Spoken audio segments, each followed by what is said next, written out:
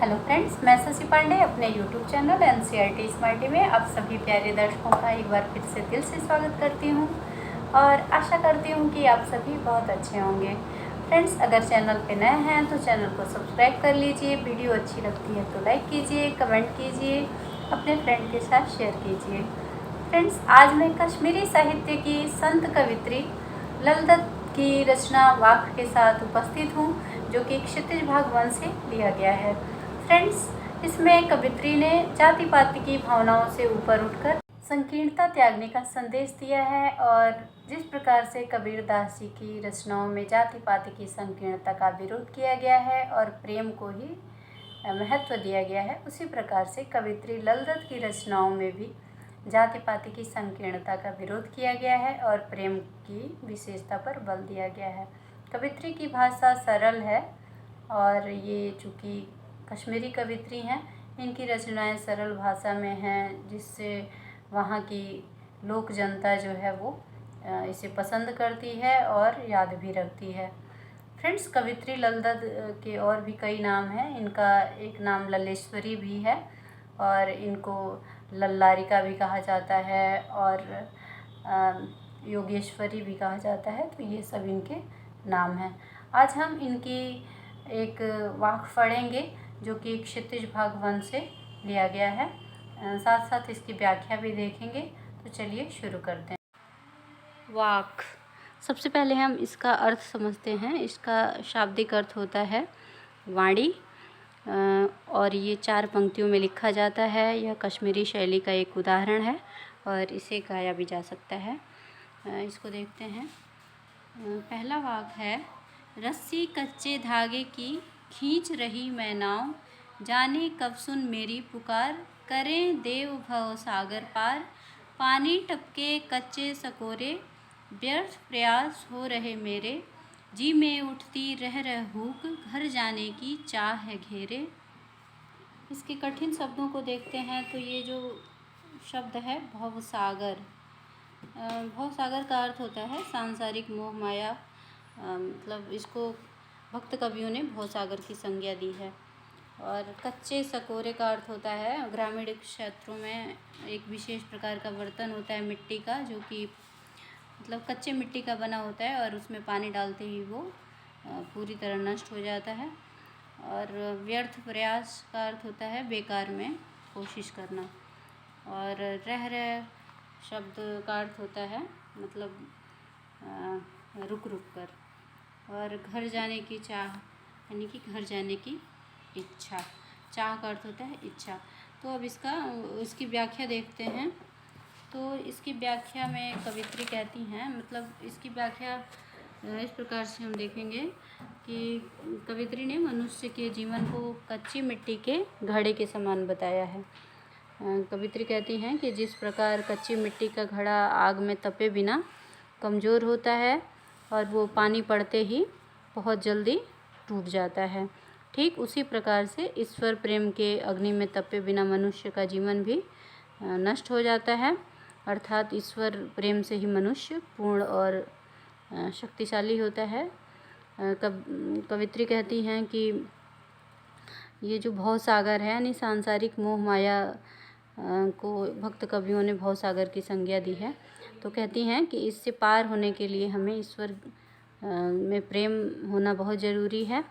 और इस संदर्भ में कवित्री कहती हैं कि खुद को वो कच्चे धागे की रस्सी बता रही हैं और वो ये भी कह रही हैं कि ईश्वर उनकी पुकार ज़रूर सुनेंगे और उन्हें शांति और मुक्ति प्रदान करेंगे।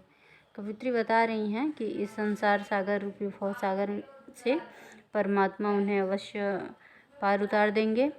और कवित्री कहती हैं कि उन्हें अटूट विश्वास है कि ईश्वर उनकी मतलब मदद ज़रूर करेंगे और वही एक हैं जो कि उनकी मदद करने में संपूर्ण समर्थ हैं। और कवित्री ये भी कहती हैं कि उन्हें ईश्वर की शरण में जाने की इच्छा प्रबल है और वो बहुत जल्दी ही ईश्वर की शरण में जाने वाली हैं। इन पंक्तियों में हम देखते हैं कि ये जो भवसागर पार शब्द है इसमें अनुप्रास अलंकार है और ये कश्मीरी भाषा का ये अनुवादित रूप है। रह शब्द में पुनरुक्ति प्रकाश अलंकार है और यहाँ कवित्री ने ईश्वर प्रेम को पाने की अपनी आतुरता व्यक्त की है और उनका आशावादी दृष्टिकोण भी प्रदर्शित हुआ है। अब नेक्स्ट पंक्तियों का हम अर्थ देखते हैं। दूसरा वाक्य है, खा खा कर कुछ पाएगा नहीं, न खाकर बनेगा अहंकारी, सम खा तभी होगा संभावी, खुलेगी सांकल बंद द्वार की। इसके कठिन शब्दों को देखते हैं।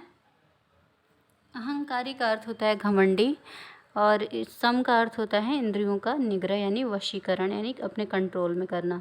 संभावी का अर्थ होता है समता की भावना यानी एक बराबर। खुलेगी सांकल का अर्थ होता है चेतना व्यापक होगी यानी मन जो है वो पूरी तरह आज़ाद हो जाएगा। और बंद द्वार का अर्थ होता है, यहाँ पे अर्थ होगा जीवन में सांसारिक छल कपट से मतलब छल कपट के रास्ते पर चलना, इसका अर्थ होता है। तो इसकी व्याख्या देखते हैं। इन पंक्तियों में कवित्री जो है वो धार्मिक रूढ़ियों और बाह्य आडंबरों से ऊपर उठकर सबको एक समान समझते हुए सबके प्रति समान भाव और अहंकार को त्यागने का संदेश देती हैं और सरलता को अपनाने के लिए भी कह रही हैं। तो इसकी व्याख्या देखते हैं। तो इसमें कवित्री कहती हैं कि मनुष्य को श्रेष्ठता के अहंकार से ऊपर उठना चाहिए और अपने आत्मा और अंतःकरण के विकास का भी सलाह देती हैं कि हमें अपने आत्मिक स्वरूप को मतलब उसके विकास के लिए हमें अपने अंतःकरण को शुद्ध करना होगा।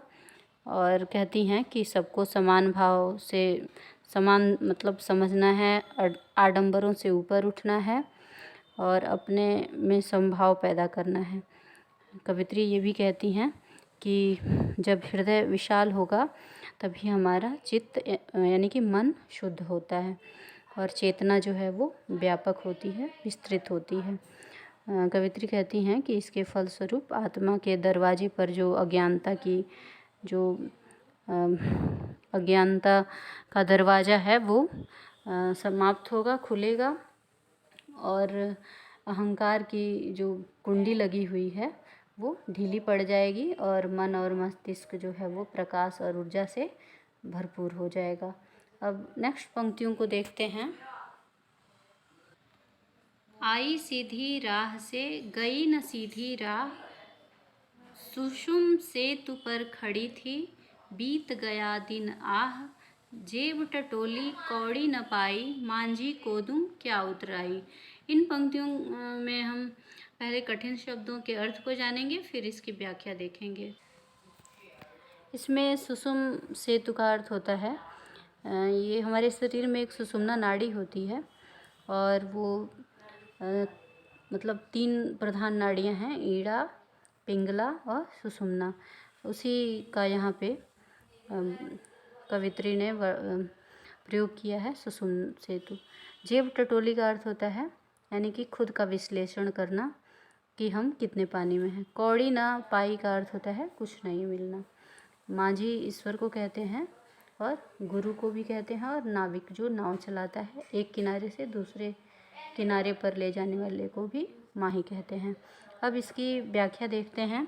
तो इसमें कवित्री कहती हैं कि ईश्वर के साधक यानी कि भक्ति करने वाले जो ईश्वर के भक्त हैं उनकी तरफ कवित्री का इशारा है और कहती हैं कि केवल एक समर्पण ही एक ऐसा मार्ग है यानी कि जब तक हम अपना समर्पण नहीं करेंगे तब तक हम ईश्वर को प्राप्त नहीं कर सकते। कवित्री के कहने का ये मतलब है।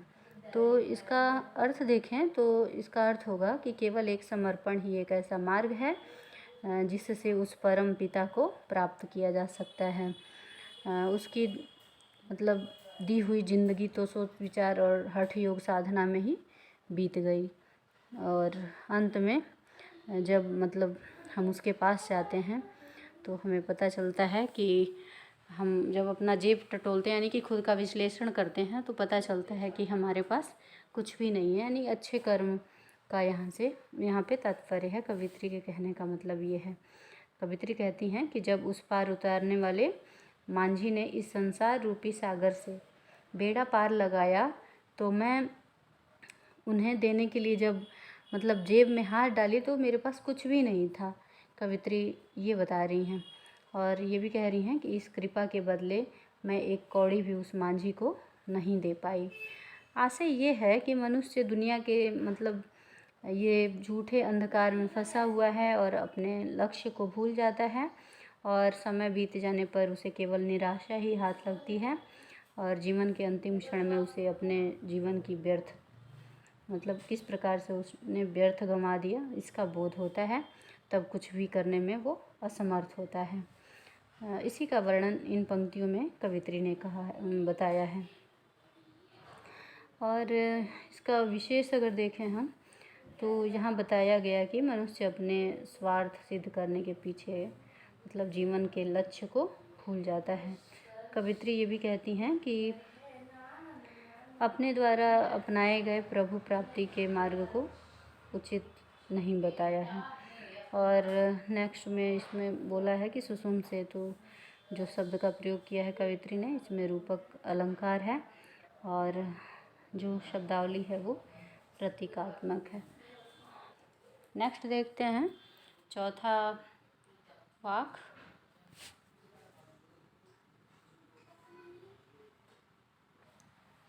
थल थल में बसता है शिव ही, भेद न कर क्या हिंदू मुसलमान। ज्ञानी है तू स्वयं को जान, वही है साहिब को पहचान। इसके कठिन शब्दों को देखते हैं तो कठिन शब्दों का अर्थ थल थल का अर्थ होता है यानी कि कण कण।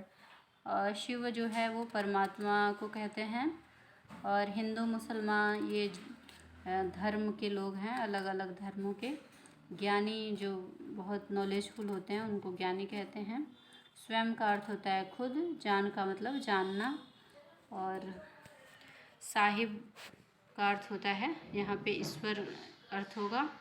अब इसकी व्याख्या देखते हैं तो कवित्री कहती हैं कि प्रत्येक स्थान पर निवास करने वाला शिव तत्व अर्थात कल्याणकारी परमात्मा एक है। देखिए वैसे देखा जाए तो ये शब्द यहाँ मुझे सटीक नहीं लग रहा है क्योंकि ईश्वर जो है वो सर्वत्र नहीं है, वो तो परम धाम का निवासी है।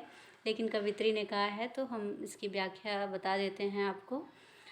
तो थल थल का अर्थ वैसे कण कण लिया जाता है लेकिन यहाँ पे सर्वत्र यहाँ अगर देखें इसका भाव सर्वत्र है।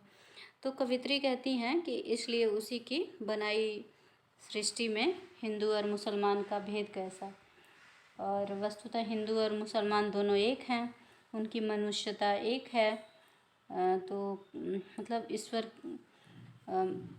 कवित्री मनुष्य के तरफ इशारा करते हुए कहती हैं कि अगर तेरे अंदर ज्ञान है यानी कि मनुष्य की तरफ इशारा करते हुए कहती हैं कि अगर हे मानव तुम्हारे अंदर ज्ञान है तो तुम उन्हें पहचानो, उस ईश्वर को पहचानो और खुद को जानो। जिस दिन तुम खुद को समझ लोगे उसी दिन उस परमात्मा पिता की सच्ची पहचान हो जाएगी और उसका परिचय मतलब उसके तुम परिचित बन जाओगे। तो इन पंक्तियों का यही अर्थ है। इसी के साथ इसकी व्याख्या समाप्त होती है। अगले वीडियो में फिर मिलेंगे, तब तक के लिए धन्यवाद।